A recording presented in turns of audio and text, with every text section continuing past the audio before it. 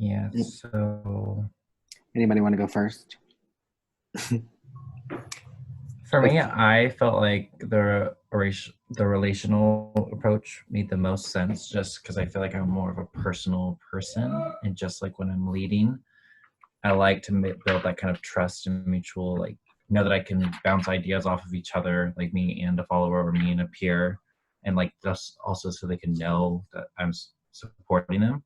And I think just because of the company I've worked for, like Starbucks, just because I've worked for it for so long, that is just a major, I feel like, approach that Starbucks uses, especially they incorporate that extremely into like the environment and atmosphere there. I love how you brought Starbucks in because I actually wrote this in my discussion post. Because when I first started with the company, part of management training, we were taught situational leadership and servant leadership. And I thought that my approach personally was a lot like relational as well, because it was more because the problem with situational, the reason why we retired it was because it was a little bit too complex. And relational, I think, was really more where we were trying to go. So I love that you connected that. Yeah, I feel like I'm going to be connecting a lot of it to Starbucks, just letting everyone know. Same.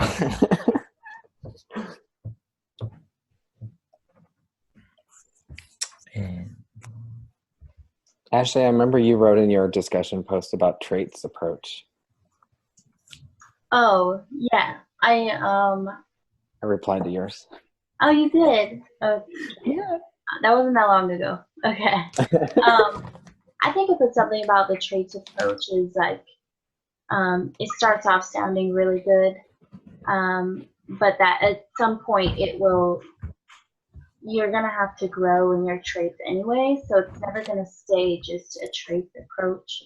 It's always going to evolve into like building skills, which is where the skills approach comes from, and also the situational approach where you gain knowledge based on situations that you're in on how to be a leader. So I think it's really a lot of them combined, and that there's no really like exact approach that's perfect.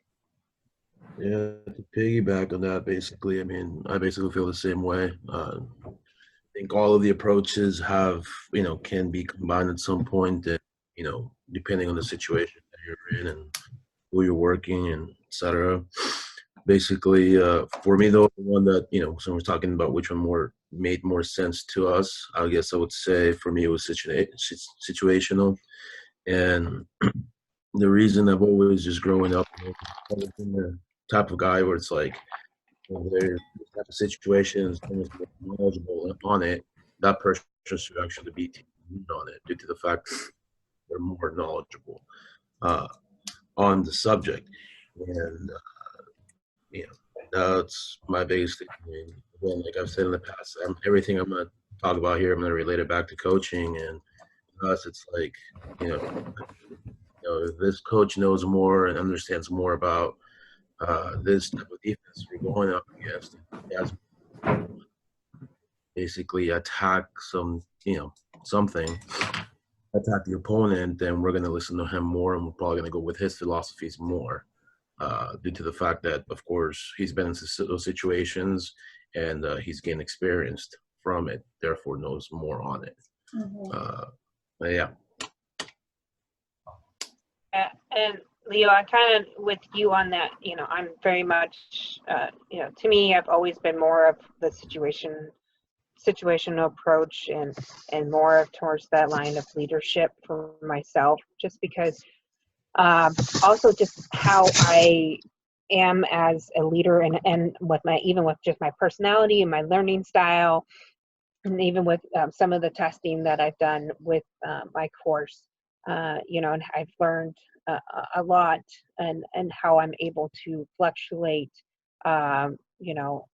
my ability to learn or even to those who I'm leading, I can. So like the situation approach, with and switching between like directive, supportive, participative, all the different leadership styles, because it really depends on who you're leading, because I don't believe that you can't lead everyone the same way, because everyone has different leading styles or different situations or different teams. And, you know, like even with the type of team that we're on today, we have little small teams, but we're part of a big, broader team. But then we also work with a lot of different departments and different teams. So, whereas one, I might need to be more directive, but, with my own team, we're just very supportive and participative. So, it's, for me, definitely the situational approach fits best. Yeah, 100%. I mean, that's yeah, I agree with that too. I mean, I think maybe one of the struggles with the situational approach, what I've seen with other managers, is like it's a combination of three things. Like you have to assess the learner, but you also have to assess the situation. So you're assessing two different situations, and then how do I show up for that person? So the best way it was explained to me is whenever, like, if I'm approaching someone, I always ask myself, is this a skill, a knowledge, or a behavior problem?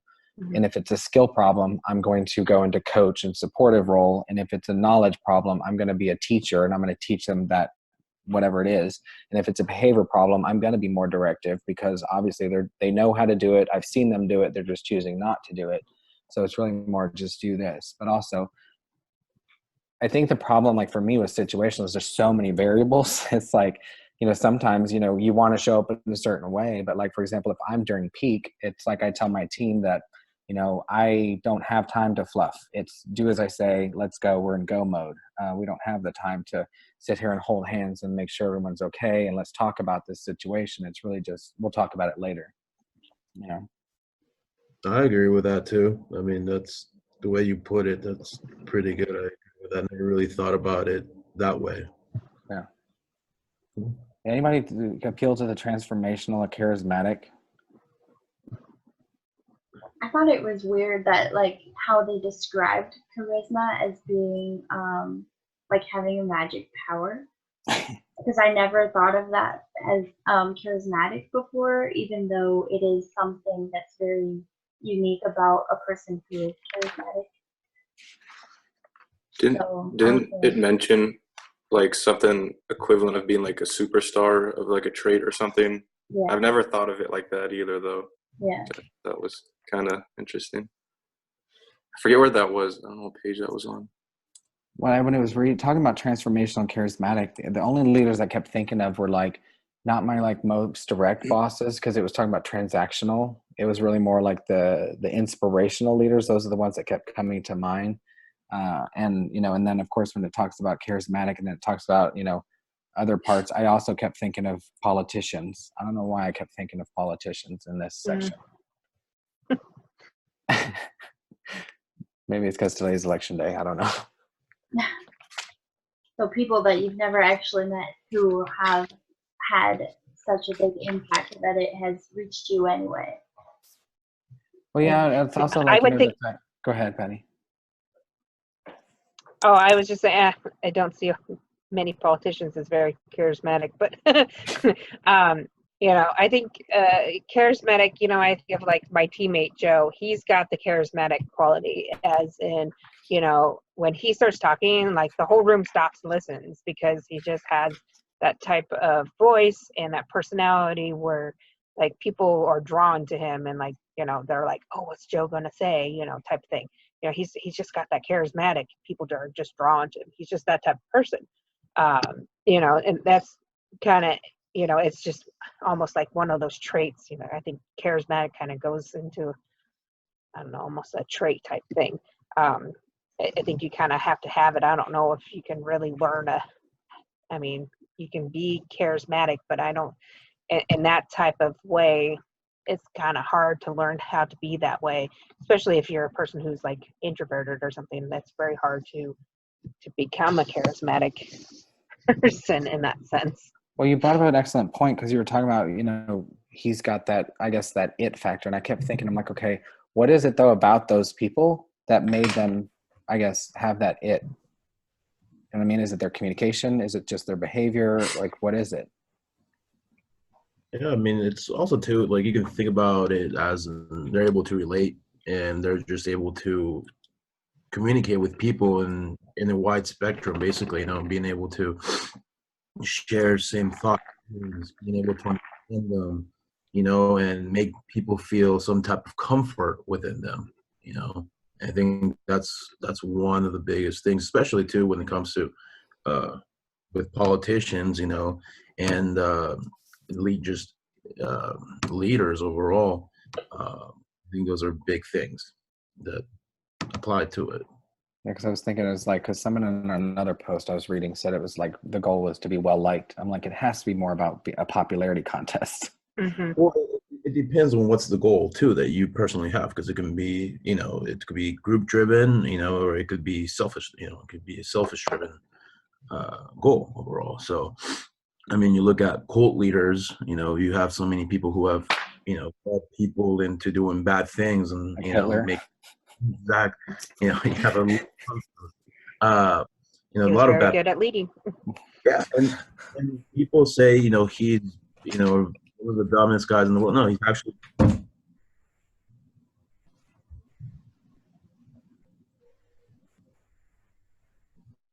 Hello? Oh no, Leo froze.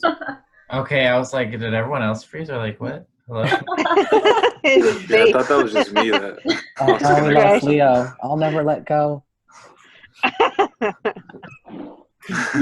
He was on a roll though right there. I was like, okay, all right. I was waiting to hear. I'm know. like on the edge of my seat.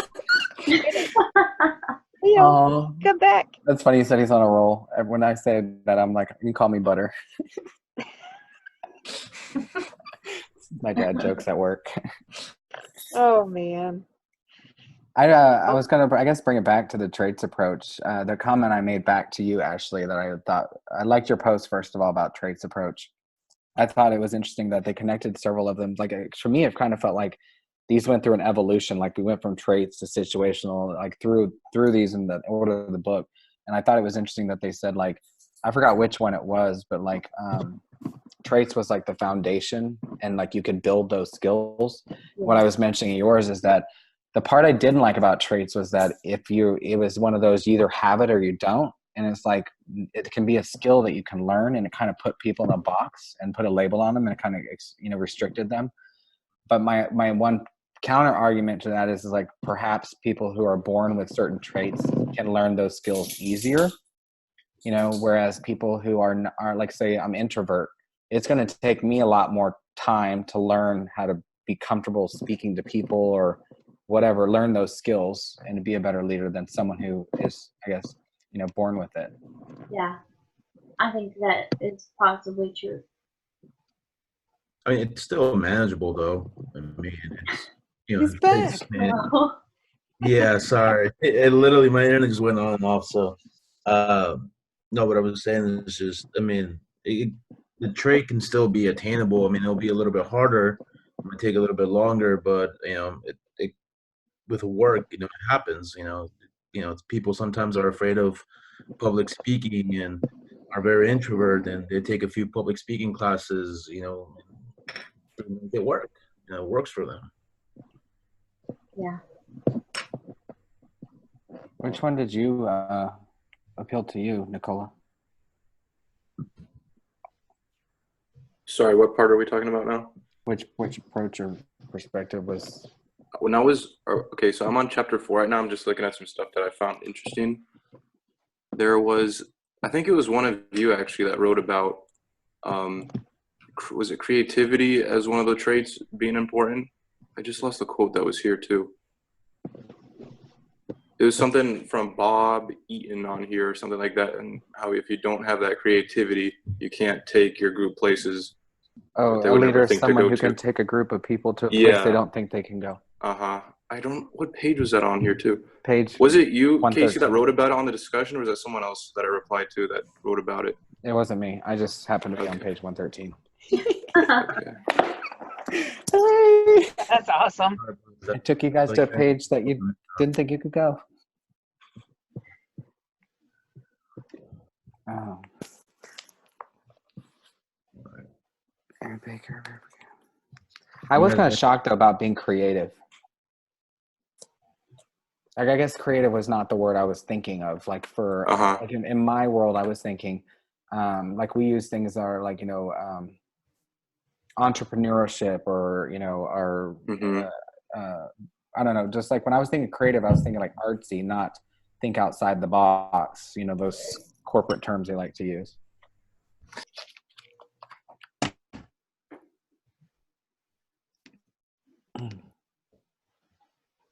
But those are the people who create all the new stuff that nobody ever thought about, Yeah, and creative people can be anybody. It's not just extroverts or people Yeah. who are super smart. It can fit anybody too. So.